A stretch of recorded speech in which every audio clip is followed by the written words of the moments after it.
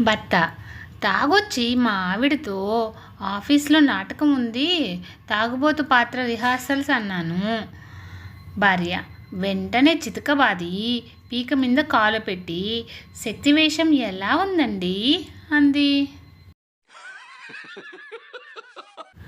పెళ్ళి కాకముందు ఆకాశంలో రాకెట్లా ఊళ్ళన్నీ తిరిగేవాడిని.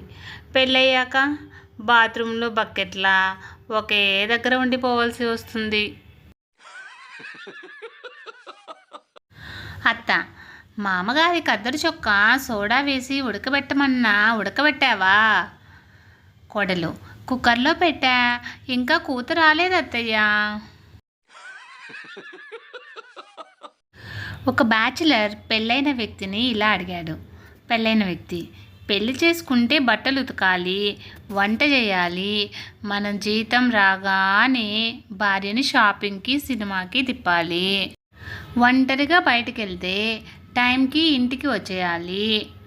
బ్యాచిలర్ అయ్య బాబోయ్. పెళ్ళైన వ్యక్తి పెళ్ళి కావాలంట పెళ్ళి. భార్య చేసిన వంటలు కామ్గా తింటే ఆరోగ్యకరం, కాంప్లిమెంట్ ఇస్తూ తింటే సంతోషకరం, కామెంట్ చేస్తూ తింటే మాత్రం ప్రమాదకరం. కోపంలో ఉన్న అల్లుడు తన అత్తగారికి SMS ఈ విధంగా పంపాడు. అల్లుడు మీరు పంపించిన కూతురు సరిగా వంట చేయడం లేదండి. తెలివైన అత్తగారు ఇచ్చిన జవాబిది.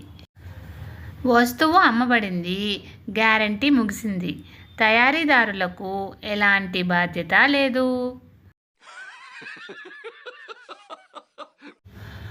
భర్త బద్ధకంగా ఉంది, రాత్రంతా నిద్ర పట్టలేదు, నేను చప్పున లేచే మాట ఏదైనా చెప్పే. భార్య రాత్రంతా మీరు చాట్ చేసిన మీ ఫేస్బుక్ ఫ్రెండ్ స్వప్నను నేనే, ఆ ఫేక్ ఐడి నాదే. ఫ్రెండ్స్, ఇలాంటి మరిన్ని వీడియోస్ కోసం సన్ పాజిటివ్ థాట్స్ ఛానల్ను సబ్స్క్రైబ్ చేసుకొని సపోర్ట్ చేయండి. వీడియో నచ్చితే లైక్ చేసి షేర్ చేయండి.